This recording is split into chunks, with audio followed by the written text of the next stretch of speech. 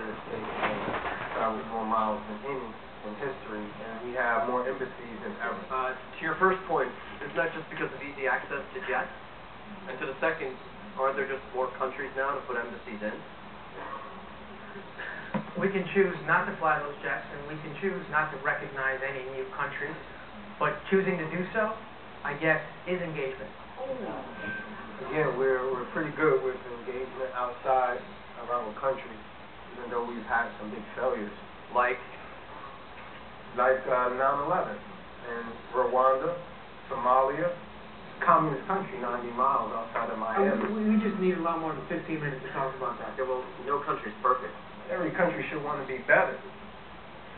Look, homeboy, if you cool with that, we'd like to use the rest of the time we have left to focus on engagement and how we see it abroad, and we don't see the same on our streets. Now, we've totally turned away from the biggest problems here at home, even though the best way to double the size of the problem is just to turn your back on it. Yeah, so who knew? America needs to do more. We do. Why? We do. Like, do away with your junior year of high school. And there's three options instead of just going to school. You get a Peace Corps year abroad, an AmeriCorps year here in one of the 500 poorest zip codes, or an ROTC-like apprenticeship here or abroad. But everybody picks one, and nobody gets a note from mom. Oh, man, come on. Is this another joke? No, man, was democracy a joke? Was civil rights a joke? How about every junior then also learns to march in formation, and we invade our neighbors? We would get lost in the way. Listen, 73% of all California freshmen cannot name the country that borders Minnesota, can you? 77% of all U.S. freshmen cannot name both senators from their home state. And 50% of all 8th graders can't write or do math at 8th grade level.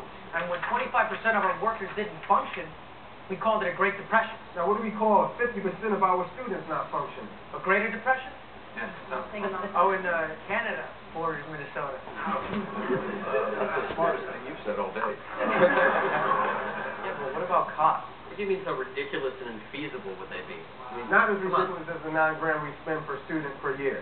$9 grand times what? 3.8 million juniors, that's $34 billion, man. We spend $2 billion more now than we did 5 years back. And for worse results. Who won't want to be part of an experience where it's not about your race, it's not about your wealth, not even where you come from? Common only because we're Americans.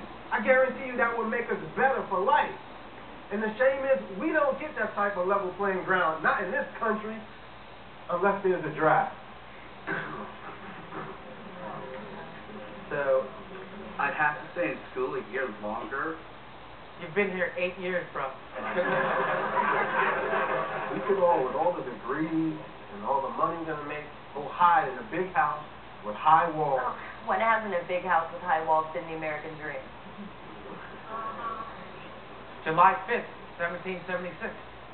What about December 8th, 1941?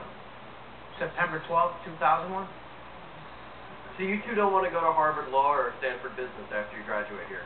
You don't want to make money? I think bullshit. I think it's totally hypocritical for you to just talk this giant game.